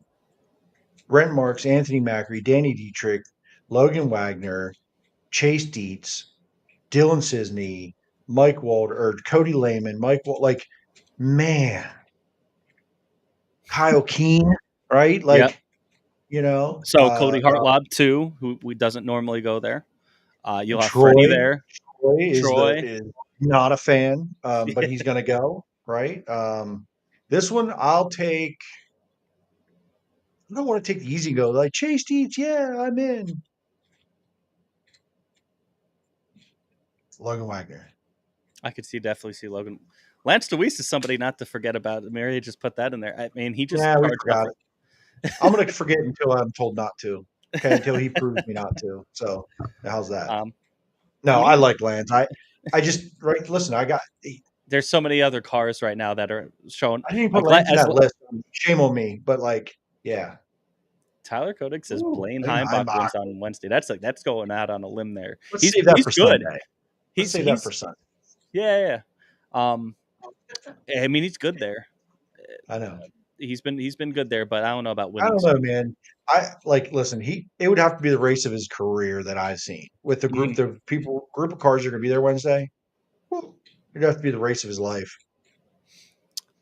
So we go from there. We go to Hagerstown, July 4th on Thursday. This one starts a little bit later. This one it starts at 7:30. Who we taking here? I'm thinking also 32 to 34 cars. I think that's very ambitious. I'll be surprised if Really? there's a full field. Yeah, I do. I don't know who else is going to show up that's not dedicated to the the full week. I don't know. With it being a holiday, and also, I mean, this usually gets a pretty decent car count. A lot of people seem to like Hagerstown. They do, but it doesn't mean they have the equipment to make it this far. The race they would be like, okay, it's true. I'm going to be there. I'm going to be there. I'm excited for it. If I can't take Anthony Macri, I'll take Anthony Macri. But if I can't take Anthony Macri to win it from the primary and reserve spot, I'll take Anthony Macri. Yeah, man, Macri, or I think Danny Dietrich's a good pick here too as well. Sure. But yeah, I kind of agree on Anthony Macri here. I don't know if anybody's going to be able to. Devin Borden. Ooh, Devin Borden. That's a good pick. Are they going to? I mean, are they racing at all? Have we heard they made a crew chief change? Do they have a new one yet? What's going on there? So, don't know. Yeah, that's true. That's a good point. Then the big $20,000 to win Friday night show. This is usually one of the bigger shows too. Attended both fans and because it was always the highest paying race. This was kind of like the crown jewel of Speedweek. And it still is until proven otherwise, I guess, even though Lincoln pays a little bit more. What are we thinking here? I'm thinking we could get 40. We could get 35 to 40. Yeah, this would be a good one. I think this will be a good field. If you have enough cars left, the way the weeks goes, and I'm taking Brent Marks to win this race again. It's a good one. I'm going Troy. Big one for him. Daddy, huh? That would be a huge one. But I mean, he's been winning big ones this year. So let's go. I'm here for it. Let's go.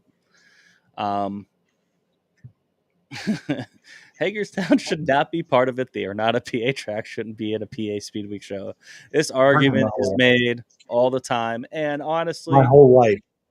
Yeah, it's how it's always been. And honestly, the last couple of years has put on one of the best shows of the entire damn Speedweek. So there's that. I get it. I was on that bandwagon for a while, but I'm not. Leave it alone. It's great. Dave does make a good point here. Tara Hout is having a Silver Crown race on the 4th of July. So Chase Deeps will be out there, but he's going to book it home the race on Friday at Williams Grove. So there's one car that you won't see at Hagerstown, obviously. Told you. Saturday, Port Royal. I think this is another close to 40 car show. And I'll take Lance DeWeese. I'm taking Danny back up his Weikert. Ooh. Danny Dietrich, Speedweek Port Royal winner.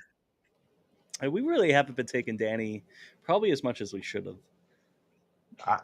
But listen, they've struggled some, back on it a little bit, took some time off, struggled in Ohio.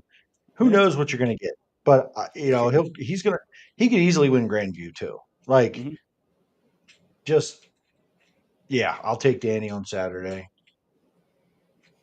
and then this will be Sealands Grove to round it out. Usually this one doesn't get many cars. It's always the last show. It's usually disappointing because, but I mean, they usually get about 25 cars. Used to get about 25 cars. This time, I mean, you start getting a lot of guys shutting it down. No, not reason to go out there because they're out of the points or whatever. There is a bonus. There's bonuses for running the whole thing. I think you see 20. I think you could see 25 cars. I think you could see 25 cars, and I will take TJ Stutz to win to round it out. If you were going to get 25 cars there, we got to get all the race cars that will actually show up, and me and all of our friends to show up in a race car too. Because I think you're out of your damn mind. I think they get like 12 cars, and I think Austin Bishop wins it and defends his earlier race win at Sealands Grove. I think they get a little more than 12 just because of the points deal. That's the only reason I think you do. Like 7 full-timers. The top 10 in points pay out, and then you get your locals that will run there anyway. It could be locked up by then. It could be, but if you have guys on the top 10 streak or whatever, Top 10 streak, really? This isn't baseball. Yeah. Like a hitting streak? Is that what? You get a bonus. You get a bonus if you're in the top 10 of every race. Every year you get to this point of the speed week. It's going to drop off significantly. Right? You're going to probably have 8 to 10 cars less than most races. But I still think just about a full field. I'm with you. I just don't see it. I'll be happy to be wrong. Please make me wrong. Yeah. Hopefully they do. That track needs it. That's all I'm going to say there. But yeah, and then who do we think overall champion? Top 3 is Macri, Dietrich, Wagaman. Sounds about right. I'll take you on that. I agree because maybe I could see maybe Freddie getting in there a little bit if he runs all of them. I don't. Not with recent performance history. Yeah. Not with recent performance. I don't know. We'll see. I mean, yeah, that'd be great if he was able to mix it up, get in there. But recently, it's just not been that. Like even at Lincoln, where he dominates, hasn't been dominating. So that the Grove's been okay, good speed this weekend overall. But like, time to show it if you're going to have it, right? Right. So yeah, I mean, I think Anthony Mack kind of runs away with this thing. Pretty handily. Dietrich will be there. He's been strong. It's just about if the consistency will be there. I think Troy's going to shock some people and really run consistent all week, and be right there for third. Devin Borden is another guy to probably watch for if they are running the entire thing, which I would imagine they would. He would be a guy that's going to hang around top 5 or so. Maybe could get a win if he's running, which I'm pretty sure he is. He's a guy to watch, definitely at Port Royal for sure, but also Sealands Grove. Other tracks too, don't get me wrong, but those would be the places I could see him probably getting a win or running up there and getting a lot of points. What do you guys think? Who do you guys think for champions here? Tyler says Dietrich Macri Wagman. He's going with Dietrich with the title. I could see that. You know what I mean? Because you never know. It's like you get Macri could have, mechanical issues or something, one night that hurts him in points. It's hard pressed for me to see Macri not win about 3 or 4 of these things and kind of running away with it if all things go right. As good as the rest of those guys are, I think you're going to it's going to be a hell of a battle with everybody else. And Macri will be in there too. He's not like invincible. Don't get me wrong. It's just he is kind of like on another level. And then when Brent comes in at the end of the week, they will be kind of battling out for some wins. Man, I wish Brent would run Hagerstown. I know that he's not running that show, but like, man, that show that him and Macri put on last year for that at Hagerstown. Oh, what a race, man. What a freaking race. And that was kind of one of the races that kind of sparked their kind of rivalry. Because it was some tough racing, and they kind of carried that over in and out of state. So it's kind of cool to see. Yeah, pretty much everybody's kind of agreeing with us here. yeah, that's really about it. Do we think we get all 10 in? No. No? No, there'll be one. There'll be one. It'll hit at the right time, right place. If you're Selinsgrove, it could rain the day before, I know, cancel. and cancel. Who knows? But yeah, I think, yeah, I don't know. Again, I'm not a historian that way or put a lot of thought into it, but I can't remember a lot of speed weeks I've gotten them all in, no matter what. Right. So, Right. yeah, inevitably something will get canceled or rained out. So I think we get 8 in. I think we get 8. I think that's the number. Yeah, excited to see it. I'm gonna try to get to as many as I can. I'm gonna try to get to Lincoln on Saturday. Also on Saturday is Port Royal is running their blue collar race where they have the 305s. They also got wingless sportsmen. Something else there. I want to say limited late models, I think, as well. So there's still some other racing going on at some other tracks throughout the week too. All 10 were run 2 years ago. That's true. I mean, it's possible. I think obviously Selinsgrove, the way things have gone there, they're pretty quick to pull the trigger.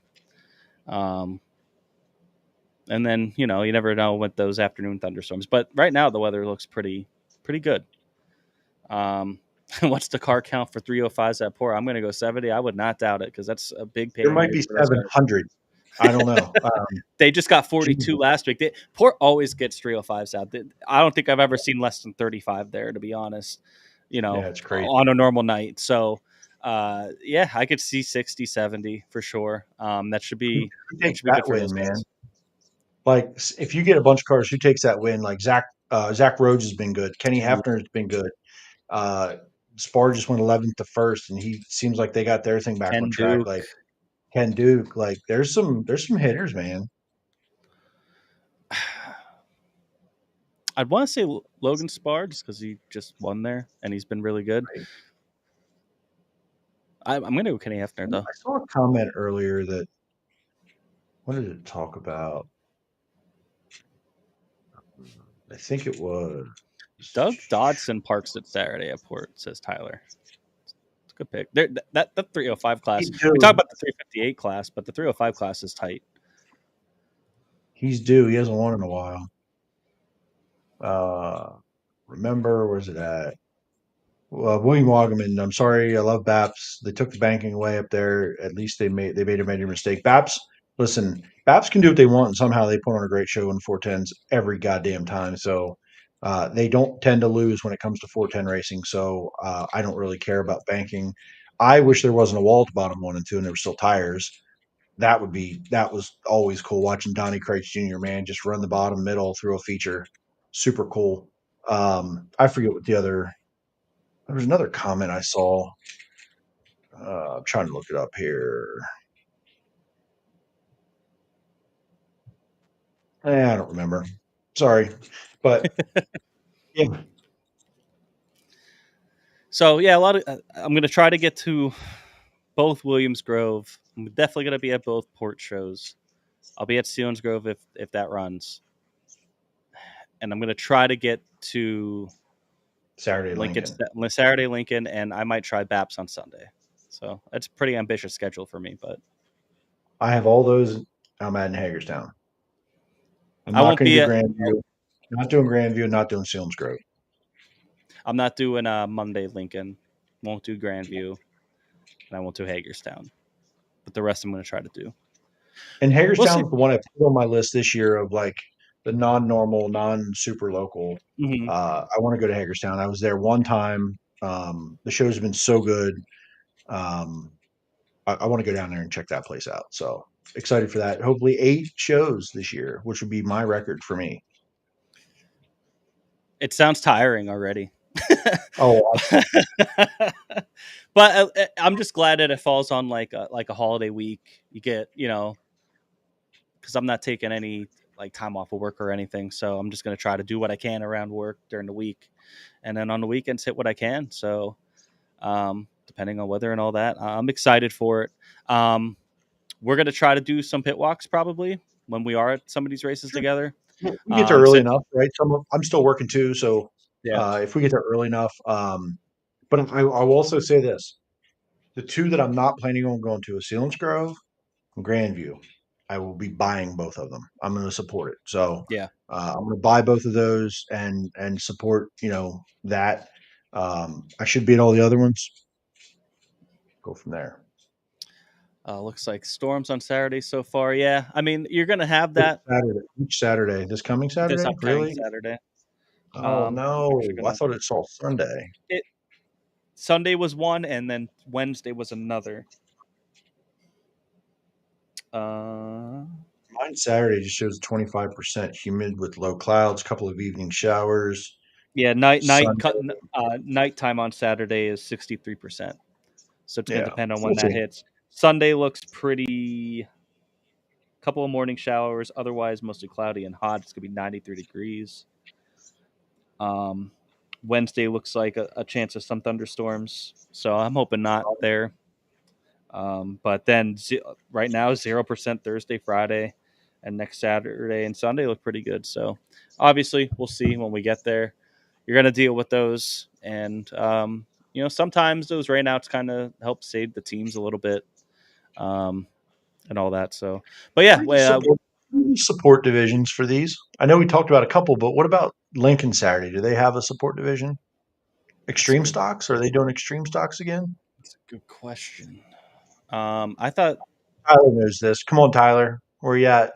I'm sure. Give me the support division for each night. Type this in, please. We'll be waiting. Thanks. Is it 358s on Friday at the Grove? I don't know. I would say. I know that the Wing Sportsman Sunday for sure at Paps. I know that, right? Mm-hmm.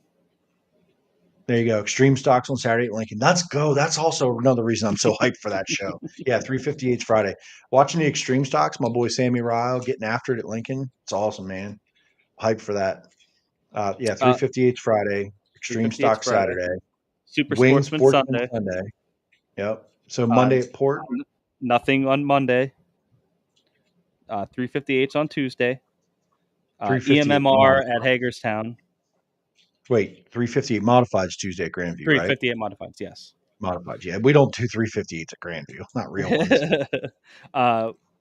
Port Royal will have URC sprint cars on Wednesday, so that should be a good. You might see some double duty. Cool. So that Wednesday show will be good. Nothing Thursday, nothing Friday. Nothing Thursday. Friday is fireworks, of course. That is a good support division. Saturday will be late models, and then Sealands Grove has wingless sportsmen on Sunday. So, oh no, and I think IMCA modified. It's like a 3-division show because at least this one here says wingless sportsman. Oh, never mind. It's last year. I'm looking at last year's. My bad. Not this year. But I think it's pretty much the same thing. I think most of them are. I know IMCA modifieds for sure on Sunday. Is that the David Stremme modifieds? Yes. He tested at BAPS again the other week. Random. You heard it getting ready. First. They haven't really. You heard it here. Fireworks are the best support division. Yeah. I love it. IMCA modified Sunday. Everything else was right. So cool. Yeah, a couple of those are pretty cool. I like the single support division. That's perfect. Yeah. And also the weeknight races, no support division. That's the way to go. Just the EMMR thing. I think that's always cool. Yep. Keep them safe. Keep them upright, fellas. Anything else? Just real quick, upcoming schedule for the National Series. This, which is maybe you do see some guys come in. World of Outlaws, they run Cedar Lake this weekend, Friday and Saturday, and then they're off till July 10th. And then High Limit runs Lake Ozark and Lucas Oil Speedway, 3 races this week, and then they are off until July 13th when they're at Portsmouth, and then the Kings Royal is right after that. So we're getting into some big crowd. After this, we get into some really, really big races. That's really it. Any other final thoughts? Chris, hope you're having a good flight. and we'll see him maybe at one of these races. Like I said, we won't have. Maybe not. Hold on, you're echoing for me. You were like glitching out from. Okay. Yeah, so we'll try to do some pit walkthroughs. Sorry. No show the next 2 Mondays. Monday, obviously, because of Lincoln, and then we probably won't have one the following Monday either. Maybe we'll see. But right now, drink it and dump it. Of course. Actually, if we're not going to have a show on the 1st and the 8th, I'll be out of town on the 15th. So I'll see you all in a month. Damn. Yeah. Yes, I'll be. Why was it's still out of focus? Hello. I got Pocono that week too, so that might be 3 weeks. Maybe we do a show after Speed Week. Kind of just figuring it out here on air. Refocus. Hello. Why is it not working? Come on, I can't reach it from here. There you go. You got it. Hey, you're good. Yeah, I won't So be. maybe- It'll be like a month. By the way, Tyler, the best sport division is not a transfender division. It is extreme stocks at Lincoln Saturday. Best support division. maybe we do a show to recap Speed Week and stuff. Maybe we'll do that. Since because that not only are you gone that Monday, but then it's also Pocono that weekend, and I'm camping if something happens where it gets rained out on Sunday and the race on Monday, I won't be home. So this is our summer Speed Week Olympic break. So maybe we'll see you someday again. Maybe not. Maybe this is the end. The end of T2T. What do you think? We're throwing in the towel. We're out of here. Keep your eyes on our social medias. We're going to try to do some pit walks. We're going to try to do some different things throughout the week, to keep up with it. Because especially if we do get a lot of these races in, we're going to try to keep up with it the best we can. Because if not, we'll have a 15-hour show on Monday. So we don't really want that. Yeah. And there may be some cool stuff coming up this summer yet to be announced. What does Pat McAfee say? Up to something season? We're up to something. Let's go. We're up to something season, baby. Let's go. So, looking forward to a lot of racing coming up here. If you're not a race fan, become one. If you are a race fan, get your ass to the racetrack. Period. Yep. End of sentence. And if you can't get to the racetrack, make sure you're Sprint Car Unlimited. Buy it. You know what I mean? That helps the track out a lot. That model specifically. So, they do there is really good for tracks. You can hate on that model all you want, but that purchase sends more to the racetracks than the other ones. Just saying. But a lot of people seem to like our pit walk, so we'll try to do that. Drink it, dump it real quick. Christopher Knoll. Okay. Said it right. No. I'm getting there. Drink it and dump it. I'll go first. I'm going to go... we go drink it to Sandy Klein for making it $22,000 to win at Port Royal on Saturday. That was pretty cool to keep it local like that, and just everything surrounding that. That could end up being I kind of hope it does, being one of those top, your tribute races at Port Royal. Maybe it becomes like an event. Dump it. I'll go to the wingless sportsman class at BAPS. Had a tough time there on Saturday. I'll also drink it to BAPS for doing all they can and keep trying to keep everything moving the best that they could on Saturday. They did a really good job there on Saturday with the conditions between the rain, the heat, and everything. They did, and they had a lot of cars. There was like 94 cars in the pit between all 4 divisions. So it was a good show for them. Drink it to the fans. There's a lot of fans that came out. I was really surprised. So good for them. But yeah, I'll dump it to another makeup feature for the wingless sportsman. Drinking to Matt Campbell, getting the win at Lincoln Speedway. And dump it to Mike Walter for not only blowing a motor, but blowing a great finish to the line between Marks and Macri. My guy, come on, man. You couldn't plan that blown motor another half a lap. My guy. Jesus. I mean, these things are planned. Yeah. Big Macri fan, Mike Walter, big Macri fan up there, this guy. But yeah, no, Matt Campbell and, Brent blowing up a motor Friday. It never helps when a team blows a motor up, but he has some resources, let's be honest. So I don't think that's going to end his season. Dave Grube blew a motor, might be done in 410 for the year. Mike Walter did blow a motor. I don't know what their resources look like right now. So, there's a lot of those kind of things that can happen and ruin someone's season and momentum. So, but yeah, that's it. That's what I got. We got Randy Kopp, dump it for Mark's blow motor. Tyler says Team Lethal with a 1-2 mod finish at Path. Drink it to that. David Stremme and Alyssa Rowe. Dump it to the freaking heat last weekend. Yeah, it was pretty brutal, man. But once the sun went down, I didn't think it was that bad, me personally. But I was also, I think at BAPS, I had like 15 waters and Powerades, and I was trying to keep hydrated. Chris Lynn, this new guy, I don't know who it is. Drink it for kids' night on Friday. Dump it to the 24 hours of BAPS. Mandy says, drink it. Matt Campbell winning at Lincoln. Dump it. Brent Marks motor at Williams Grove. Also, big, huge dump it to Huset's getting flooded.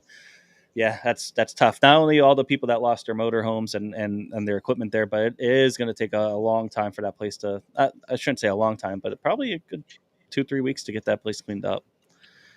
Christopher Knoll, NASCAR for getting the whole race in with the rain tires, and the ex-Matt Campbell for his Lincoln win. Dump it to Christopher Bell and the oops in the media center on Friday. That rain race was really, really cool yesterday. That was one of the coolest things NASCAR has done in a long time. I think Christopher Knoll pushes us to do this segment just so he can get his NASCAR takes in. I think he misses our NASCAR part of the show. And he's supposed to be watching Monday Night Raw right now. So get back to it, sir. I know. We talk. I know what you're up to. I don't mind talking NASCAR a little bit. This is the time to do it. Daniel Lee, Matt Campbell's win at Lincoln. Drink it. Big dump it to the folks out of Houston. It's affected by the flooding. And then Marie Beasley, drink it to Buck Walters win. Yeah, hell yeah. All very good. Thank you guys so much for tuning in, chiming in. Couldn't do it without you. Chris says, can't wait to watch Jimmy Thursday on Rowan. Yes, I will be. I got to ask. Everybody else gets invited to be on Roland but me. Like, what am I here? Like, I'm just a nobody around here, I guess, huh? I was there, and Tony asked me on Saturday if I can do it. So I'm the talent around this place. Like, this Chris just sits there and stares at the. I vote for you to come on Thursday as well. We got Craig Perigo on the show. Perigo. I talk to him every other weekend. He freaking wins. I don't need to talk to this guy. I want to talk to somebody, different. Craig Perigo with the win. Craig Perigo again.